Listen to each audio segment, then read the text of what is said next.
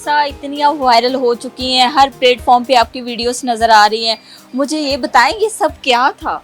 ये सब बस अल्लाह की तरफ से था। बस फिर हम वहाँ पे रावी पे गए, हमने अपनी कवरेज की। प्लानिंग के हिसाब से अगर हम चले ना तो वो हम वहाँ पे फ्लॉप हो जाएंगे। वहाँ पे कोई प्लानिंग नहीं थी, जैसा कि आपको पता है कि रावी में इतना सैलाब आया, इतना खतरा था।